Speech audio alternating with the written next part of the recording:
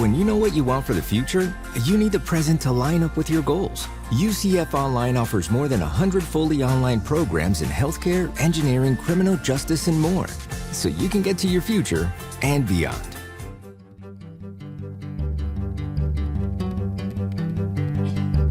From the University of Central Florida's Center for Distributed Learning, I am Tom Cavanaugh. And I'm Kelvin Thompson. And you are listening to Topcast, the teaching online podcast.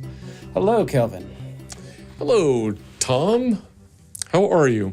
I am well. Thank you for asking. It is a Friday that we are recording this, and it's late on a Friday. What reason do we have to not be grateful? Well, it depends on how long the to-do list is. For the weekend? Been completed. Yeah. There's a long list. But other than that, yeah.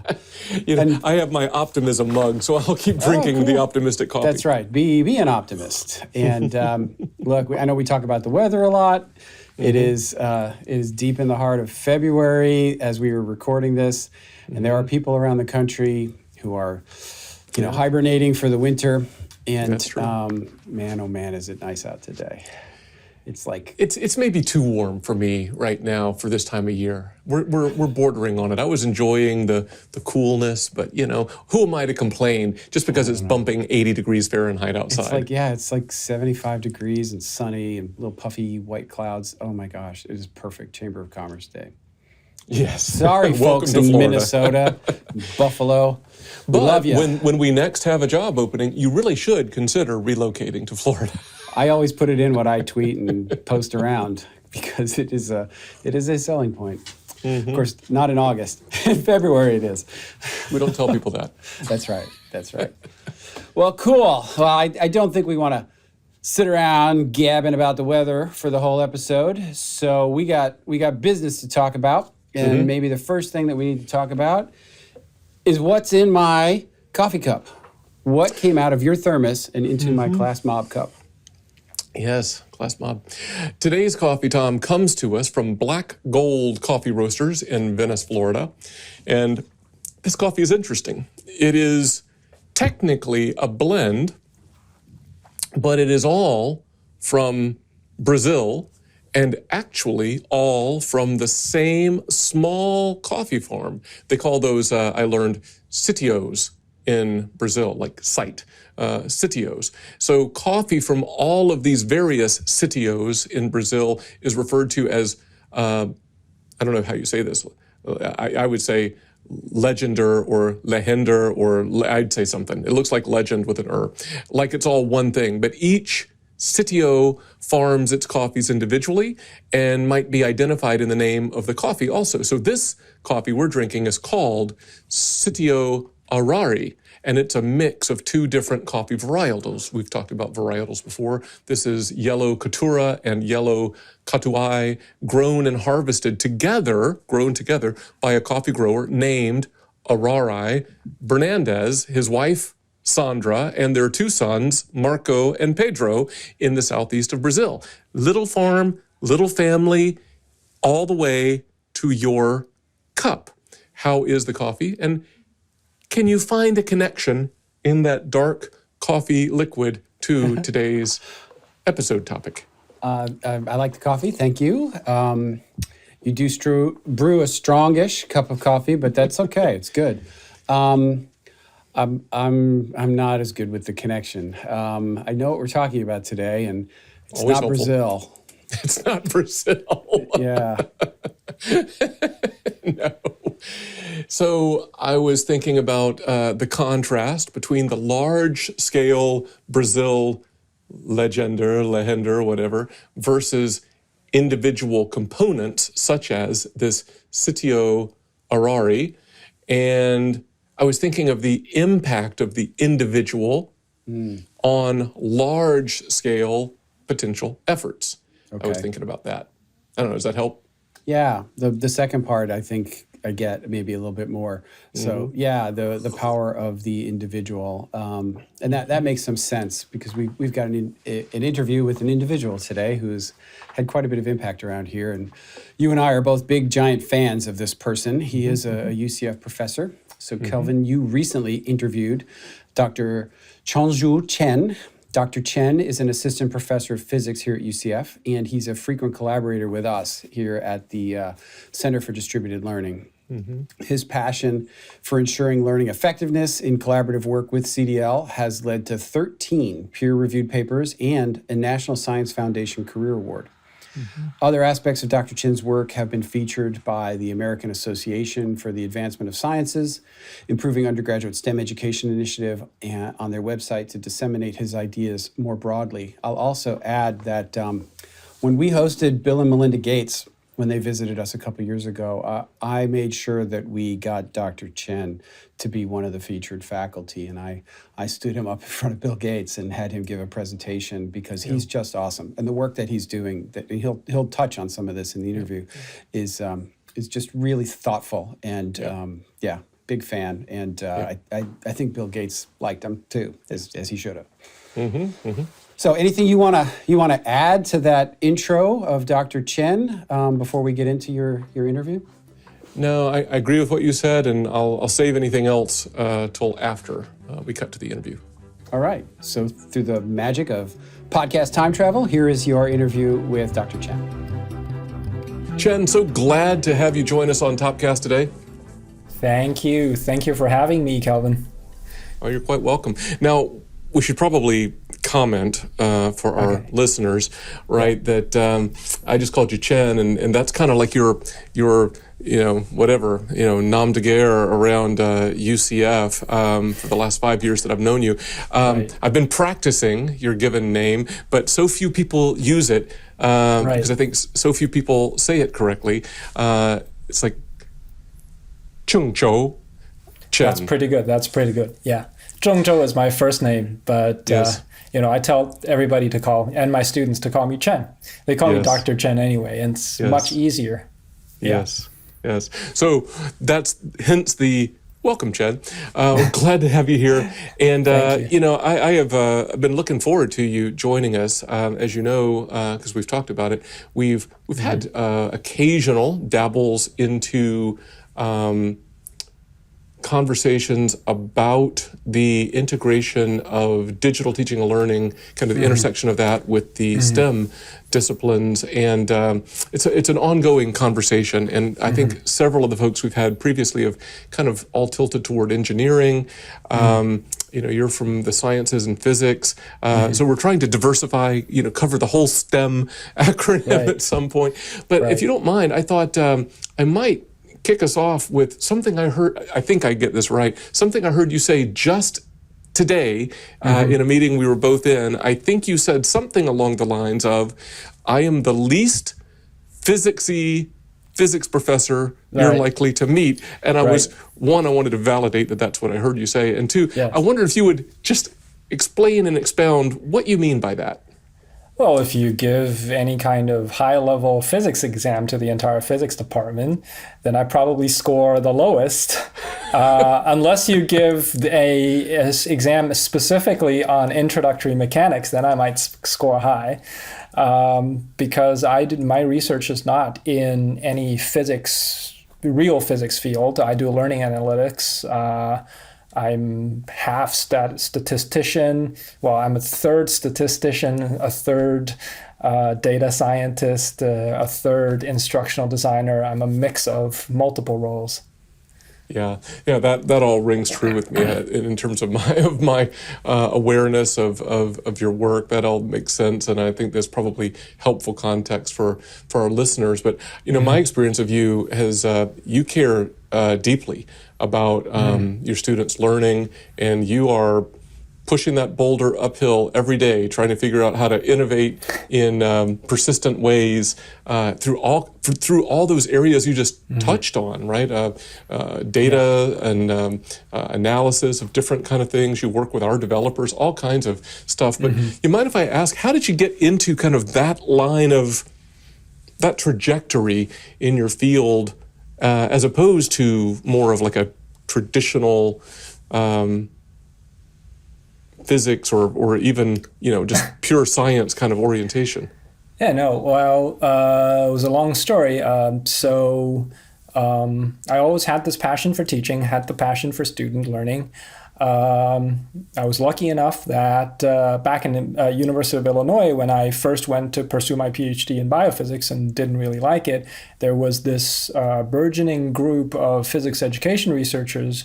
They were researching multimedia learning at the back then, and I immediately liked what they were doing and convinced myself that you'd rather do something that you like and is passionate for than do something that looks glamorous but you actually hate it, right? And I told myself, look, Chen, you're not very successful in biophysics anyways. Why not try another direction? Very, very truth is that my talents, you only can have this amount of talent, and my talent is not all in computer simulation of molecules. I'm very good at standing up and doing public speeches and talking to people and explaining things. So I decided to switch in that field. And then after that, I was doing physics animation. And after that, I went into, I was fortunate enough to have a postdoc position at MIT, which was back in 2011, 2012, when MOOC became a thing, massive open online courses. And I was involved in all of that, which got me into big data, educational big data. And a lot of the ideas of, the one course for a large scale and sharing of learning resources, which I think is one of the most valuable things that you can do at that time. And then I landed at UCF and found out that there's Center for Distributed Learning that occupied the giant underground space of the library. And I met wonderful people like you and Francisca, and instantly started, the chemistry was instant. Yeah, I mean, our developers love you. I think they've adopted you into the extended family. You've guided the work of some of our the development of some of our learning platforms, and and every challenge you throw at them, they sink their teeth into. It's great. It's a great collaboration. It's a great collaboration.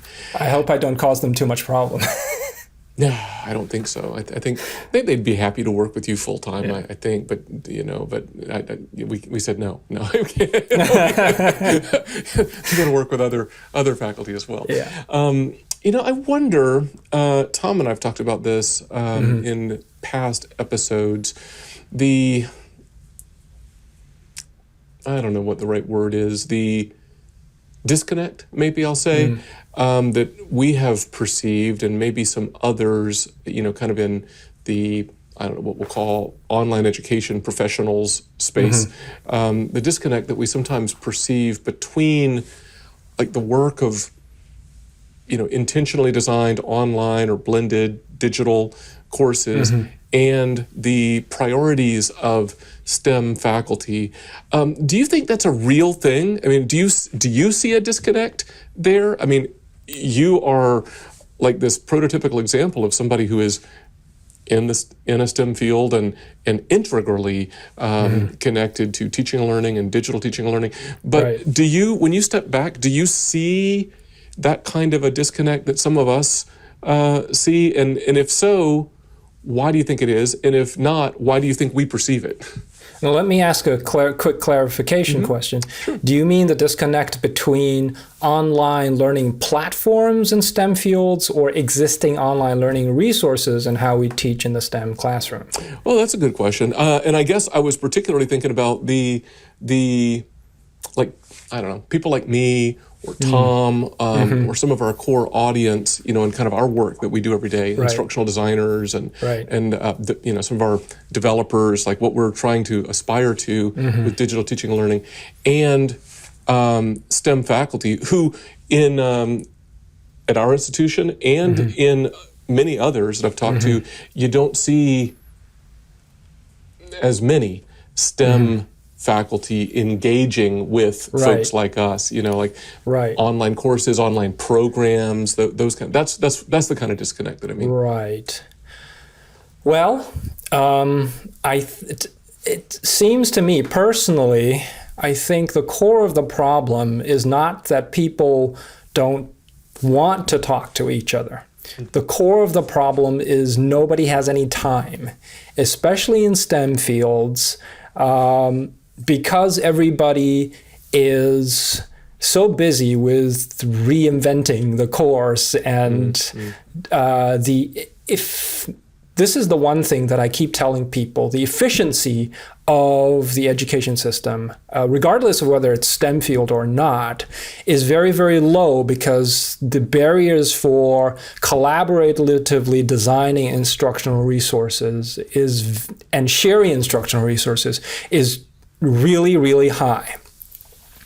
So, ideally, I want it to be, I've developed all those materials and I wanted to be perfecting them over and over again. But first, what I had to do, I had to record all my lectures. Mm-hmm. There are lectures all over the place, but they're so disorganized that I have to, the easier way, rather than finding different videos on YouTube and putting them together, is to record my own video lectures. And then once I get rid of lecturing, do I have some time to say, okay, I'm going to come back and develop those learning resources, and have time and motivation to collaborate with instructional designers, collaborate with developers, and that kind of things could happen. Otherwise, instructors just have so little time. They're so busy creating this quiz, designing, answering students that questions, and all that kind of thing. So we really need to improve the efficiency. I don't know if I brought the topic in a direction that you weren't intended to, but I think that is the core of the problem right now. Yeah, that's helpful. Thank you. So time and efficiencies that would maximize time. Yeah. And collaboratively coordinated creation of instructional resources. That's probably one of the most valuable things that I think could happen to transform STEM education using digital technology. Mm-hmm. Well, let me pull on that thread just a little bit. If you were to, have some sort of magical powers or superpowers and the ability to manifest your kind of ideal vision of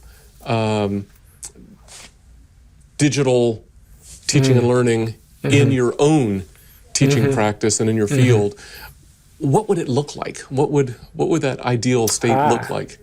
That's the question that I've been trying to get you to ask me. Success! Well, my vision is this. So there are three parts. One is collaborative creation and sharing of learning resources. Instructors who teach the same course form a team, and we build a library of instructional resources. I think the right granularity would be learning modules, and we each put them together into our own course like Lego blocks and have students, enjoy that. And we ourselves sit back and teach, not in the classroom, but in a coffee shop. Okay, my dream job is to teach students who have went through the learning modules and had problems and come to me, and I sit in a coffee shop, have coffee with them, engage in physics discussion. And then after the discussion, I go back and I add learning modules, I perfect them. This is one thing. And second, what needs to happen is assessment reform, which means that they don't need to come into a big classroom at a given time at a given place. It's almost like you are being called to testify before your faculty, before your professor, as if you had done anything criminal. No, whenever you're ready, you should go in. Whenever you're ready on a topic, you should go in, and there should be a proctored test, a very short proctored test and data-driven test that we only need to test you on these things, and boom, you're done with that topic. And you have you have a much larger amount of flexibility, because every semester I got people whose family members pass away, who had real difficulties, and we've been through COVID, right? And all these people are dedicated and want to put in the time, but I had to go through so much trouble giving them the proper assessment. Okay, assessment reform. And the last piece is hierarchical student feedback, by which I mean I can only teach like 10, 20 students well. If it gets to 50, there are some people that I'm going to lose contact with. But if I can teach these 10, 15 people, and then these people go and spread out, give human feedback to another 10, 15 people and exponentially grow, that we can build a system that is really scalable and effective. And if we get all those three, shareable learning resources, flexible assessment, and hierarchical human feedback, let's call it, we would have, that's my dream world. I will start opening a Chen's Physics coffee shop and enjoy I'll quit research and just do this coffee shop. Quit research as a full-time job and I'd come live in that coffee I'd shop. come for the coffee. I'd come for the coffee and not the physics. I might learn something about physics along the way. Exactly. As long as the coffee's good.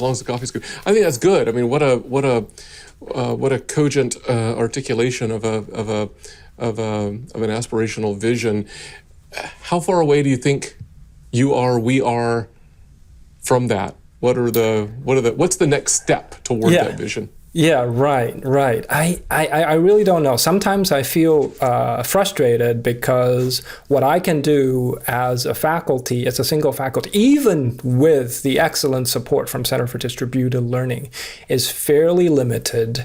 And which is one of the reasons I really wanted to be in this podcast, to make my voice heard. And I really wanted to find other ways to make my voice heard and find people who have similar visions and come up with a bigger, more coordinated vision to make those fundamental changes, right? We're making bit by bit progress. I designed learning modules, and I'm trying to demonstrate that learning modules is a better way than creating a whole online course, and we can really analyze student data and track students' performance. And we're doing it bit by bit. But a critical piece that needs to happen is that we need to be in this bigger effort. More and more people, I hope more and more people can join the effort. Well, as we wrap up, do you mind if I ask this? If our listeners were intrigued and or if they were to share this episode with their physics or other STEM-related colleagues who were intrigued by that vision, would you be open to people reaching out to you via email? What would you like? Absolutely. Any method, email, LinkedIn. I don't use Twitter that much, but if you really want, I handle that. And also, let me say, it's not just instructors. We have you mentioned instructors, you mentioned STEM faculty. The other important thing, developers. I'm going to sound like Steve Ballmer in that famous video, developers. We need people who know how to code, who can build the infrastructure that let STEM education faculty and researchers realize their design. We have a lot of great ideas, and those require a certain amount of, computer coding knowledge and skill, right? And coder and programmers are really getting expensive those days. Well, that is a great aspiration and a great call to action, and maybe a good place to leave it for right now. I think we ought to have you back, Chen, and talk more about related topics and not even just how we're doing on this, although that would be a good follow-up as well, but other things. But it's been a delight, as always, to talk with you and to have you on the podcast today. It's been great talking to you, and thank you so much for the opportunity. Well, Kelvin, that was your interview with Dr. Chen. Yep. He's great, right? He is great. And we've been working with him in various capacities for a couple of years, and have gotten to kind of know him and his work and his emphasis on kind of physics education, which just really resonates with me and I think all of us here at CDL. He's got a lot of fans, not just with you and me, but you already touched on this with some of the team that wouldn't mind working with him a lot more than they already do. And he's got them on grants. He's actually funding some of them. Yeah. No, he's great. And we haven't even touched on, he's advised us on different groups and helps evaluate projects, and he's wonderful. Just you couldn't ask for a better collaborator. But can I throw an interesting? Thought I remembered this right, but I looked it up earlier today. Here's an interesting point. While Chen is credentialed technically to teach fully online and reduced seat time blended courses at UCF, do you know that he's only taught in-person or face-to-face courses here up until recently, I think this very semester. So I would call that an example of digital learning that is not being contained to online and blended modalities. I mean, everything that he's talked about, all that passion, all that vision, for doing things differently, transformatively via digital learning, does not involve online and blended. It's really, per se, it's fascinating. Yeah, I don't know if I realized that. I thought he taught blended, but maybe not. He's got what we call an M course here this semester. Everything else, technically not. Isn't that interesting? It is really credentialed. He could do it. He's been through the training, and he gets it. Certainly, in a deep molecular level, he kind of gets it. Absolutely. And he's pushed us to improve the tools that we've made. Yes. Because he's used them in these face-to-face classes. That's right. We've got a kind of a learning object development tool that we've built. We've talked about it before. It's called Obojobo, and it's pretty robust. When he got a look at it, he said, let's make it more. Let's make it more robust. And so he's really helped us to build out sort of the reporting and the data analytics that are behind it. And that's part of what he's funded us through grant work to keep pushing the envelope on it. And it's been amazing. Yeah, he's been great. Yeah, I mean, it's hard to know what else to talk about. I mean, we could talk all day about him. Do we want to talk a moment about this vision that he said he'd been trying to convince me to ask about for a while? If I understood it correctly, there were three major components, but then there was sort of a soft fourth component, I think. He talked about these reusable and collaboratively developed learning modules. He talked about assessment reform, changing the way that assessment takes place, and tied to that his coffee shop conversations. And then he talked about this hierarchical student feedback, which I thought of as kind of like train the trainer, like instructor provides feedback to 10 or 15 students who then pass on individually feedback to another 10 or 15 students, and so on, and so on, and so on. So those are the three. But then he clearly talked about the importance of developers, which I think is a secret sauce kind of a thing. We have another faculty member who said, I forget exactly how she said it, but she said something like, CDL, the Center for Distributed Learning, brings faculty dreams to life, and she meant our developers. She meant our developers. Yeah, I thought that was interesting too, because I don't know if I'd actually ever heard him articulate that like that. He's been trying to get you to ask, Tom. I guess so. I mean, sheesh. I'd be happy to ask him that question and go have coffee with him and just listen to him for a while. I thought that was a really interesting kind of picture he painted of what could be. And I think we've got elements of that. Obviously, maybe not in the complete package that he's talking about.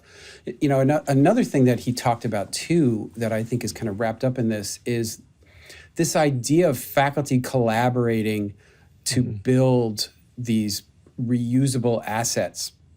That was the first one you mentioned, these reusable modules, but it wasn't just for him. It was for the department and having faculty work together on that. I think that could potentially has the potential to scale a lot more than, hey, this is a cool thing that Dr. Chen is doing in his, 3 courses this semester. But, it's a way to kind of expand that goodness out across maybe a whole department and maybe across a whole major, which would be really cool. Yeah, for sure. And I think he's absolutely serious. When I asked him if he was okay with our listeners or with STEM colleagues that our listeners pass this along to, if he was open to being contacted about this and trying to figure out how to move it forward, and he said yes. I think he means that. So we'll put his biographical sketch, which contains his contact information. We'll put that in the show notes. So you all should reach out to him if you're interested, for sure. Yeah, maybe have coffee. Digital coffee. Digital coffee, yeah. That's yeah. right. Now, I thought that was interesting, too, that he sort of has this vision of learning beyond the classroom in many ways. And that is very much attuned to the kind of the digital learning ecosystem that we're a big part of. Yeah, I was thinking, Tom, that I've been post-remote instruction during the ongoing pandemic response. We've talked about on here, we've talked about with other colleagues, other places, that, there's a more interest, it seems like, from folks who had eschewed online and blended before, coming into that fold. I've sometimes more recently started referring to as newcomer STEM faculty. There's STEM faculty who've been around for a long time, but newcomer STEM faculty to online and digital. But a lot of that has been, okay, I started using these digital tools during remote instruction. I'm interested in doing more, continuing that. But that's light years different from Chen's aspirational vision. Yeah. He is on a whole other plane from that, I think. Would you agree with that? No, I would. And I can't help but keep thinking back to the kind of the presentation he gave to Bill and Melinda Gates, and it was sort of framed in what he called the kind of like in a catchy sort of way, a 4K vision into student learning. I'm probably not doing it justice. I'm sort of paraphrasing, but it was 4K was part of the title. And his idea was to just leverage analytics to really understand what worked, what didn't work in the instruction, and iterate on a almost real-time basis to just make sure you're being as absolutely effective as possible, leveraging the data. Yeah. And I was just so impressed by just the way he was thinking, because not all faculty have the I don't want to say that they don't think like this, but a lot of them just don't have the time to devote to that kind of exploration.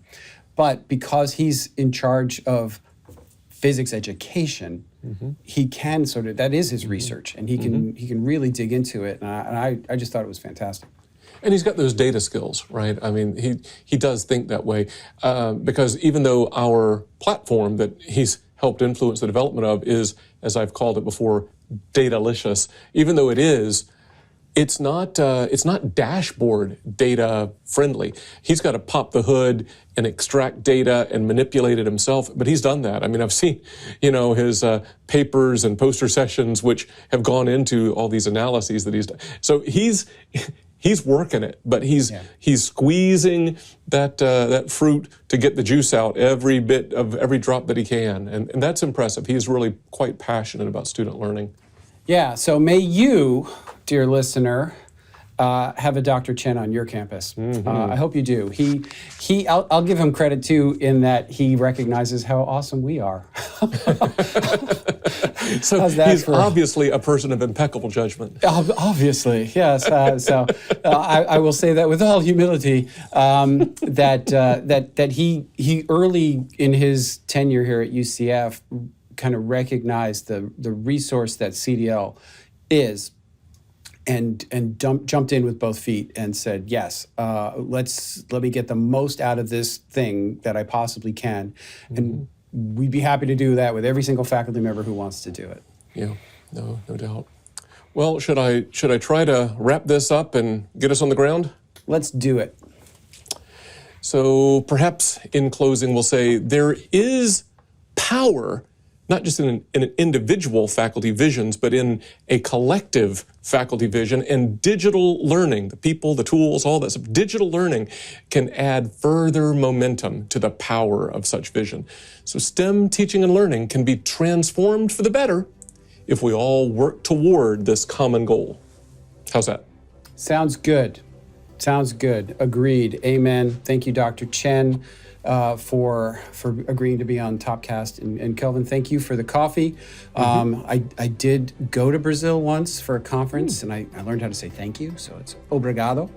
Very good. Kelvin. You're welcome. Yeah. So, until next time, for Topcast, I'm Tom. I'm Kelvin. See ya.